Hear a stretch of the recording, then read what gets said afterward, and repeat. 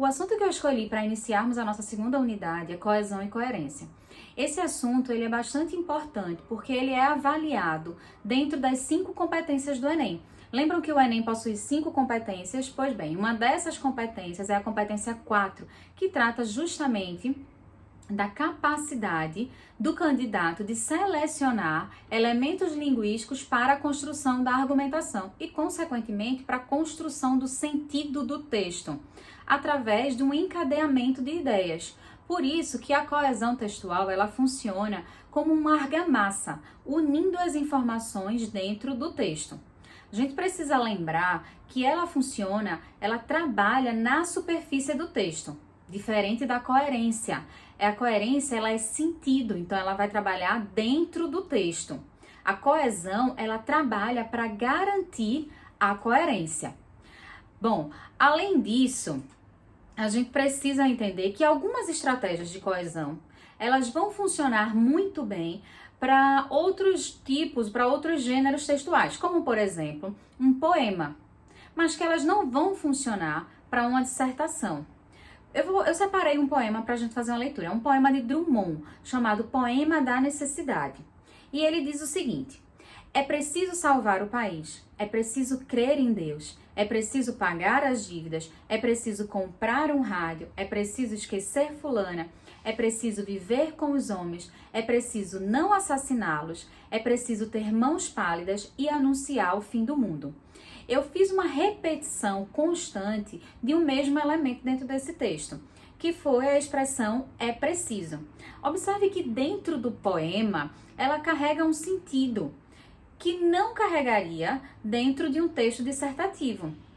Então, o poema trata de necessidades, basicamente da necessidade da gente conciliar as necessidades. Observe, ele tem um trecho que eu li que ele diz o seguinte: é preciso viver com os homens, é preciso não assassiná-los. Quem, em um momento da sua vida, nunca disse ou ouviu alguém dizer assim, que vontade de matar fulano? Não é que a pessoa queria realmente matar o outro, mas era aquele desejo motivado ali por uma raiva, um desentendimento. Então, existe nesse poema, o que ele está querendo tratar é justamente essa necessidade de conciliar as diversas necessidades. E para isso, ele deixa bem marcado no início de cada verso a expressão é preciso, é preciso, é preciso. Isso é um recurso coesivo que funciona muito bem numa poesia, mas que a gente não pode utilizar num texto dissertativo argumentativo. Para evitar, por exemplo, essa repetição, a gente poderia, inclusive, utilizar um recurso de coesão chamado sinonímia, em que eu faria a substituição do termo por sinônimos. Bom, inicialmente, né, a gente já fez a distinção do que é coesão e coerência, e agora a gente precisa entender quais são os tipos de coesão. A coesão ela pode existir de duas formas, ela pode ser uma coesão referencial ou uma coesão sequencial. A coesão referencial, como já diz o nome, ela vai buscar um referente dentro do texto, para evitar que eu repita aquela mesma informação. Eu posso fazer isso de forma anafórica, recuperando uma informação que já foi falada, ou eu posso fazer isso de forma catafórica. A catáfora, ela lança para frente, para uma informação que ainda vai ser mencionada dentro do texto. Para isso, eu posso utilizar pronomes, eu posso utilizar um advérbio, por exemplo. O outro tipo de coesão é a coesão sequencial, que é extremamente importante para que a gente garanta as notas mais altas dentro da competência 4. E nesse momento, é muito importante que a gente saiba diferenciar o que é elemento de coesão do que é operador argumentativo. O elemento de coesão, ele vai fazer o elo, ele vai fazer a ligação, mas ele não carrega em si nenhum sentido capaz de mudar a direção argumentativa do texto. Já a coesão sequencial, que é feita através dos operadores argumentativos, não. O operador argumentativo, ele carrega com ele um sentido.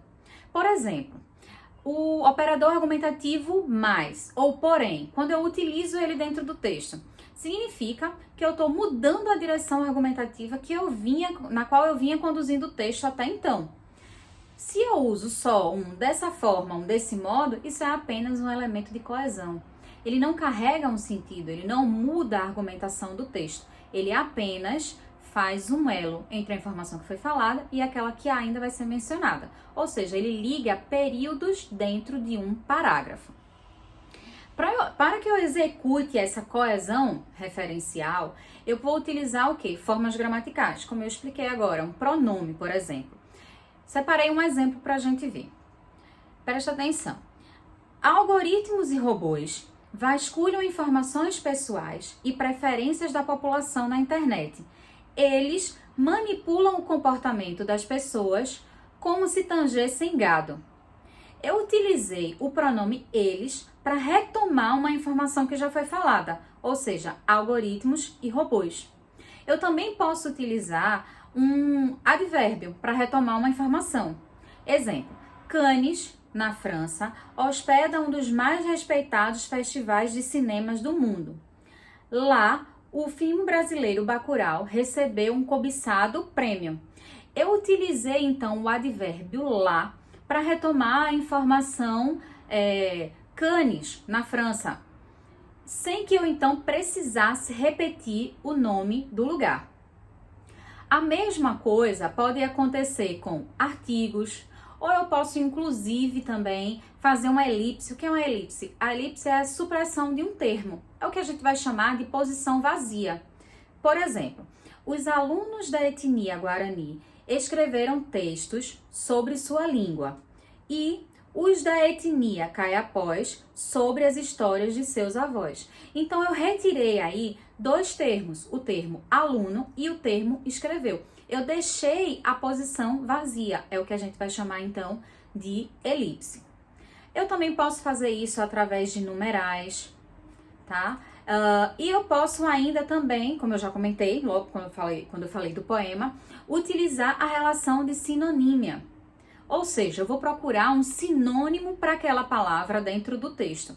Um bom momento para vocês trabalharem essas relações de sinônimo, tá? Enquanto tá lá produzindo o texto, joga no Google sinônimos. Existe um site só de sinônimos. Então você coloca dentro desse site a palavra que você quer, né, localizar sinônimos para ela, e ele vai te dar uma série de opções. Isso é muito bom para ir aumentando seu repertório linguístico. Bom, existe também a utilização de nomes genéricos. Eu gosto muito dessa opção. É quando eu posso fazer a substituição de uma informação por termos como, por exemplo, fato, evento, fenômeno. Separei mais um exemplo para vocês. Algumas pessoas entrevistadas acreditam não existir aquecimento global. A hipótese é constantemente debatida por especialistas da área. Então, eu substituí a informação que estava anteriormente, né, sobre o fato das pessoas não acreditarem que existe aquecimento global, pelo termo hipótese. Eu poderia dizer tal fato, por exemplo. E esses são termos genéricos que eu posso utilizar em diversas situações. Bom, que mais? A gente precisa também agora distinguir, tá, o que é especificamente a coesão sequencial, que vai então trabalhar com operadores argumentativos. Essa coesão sequencial, ela vai funcionar aí para garantir o encadeamento das informações, das ideias, por conexão, realizando uma conexão entre elas. Trouxe mais um exemplo para a gente ver.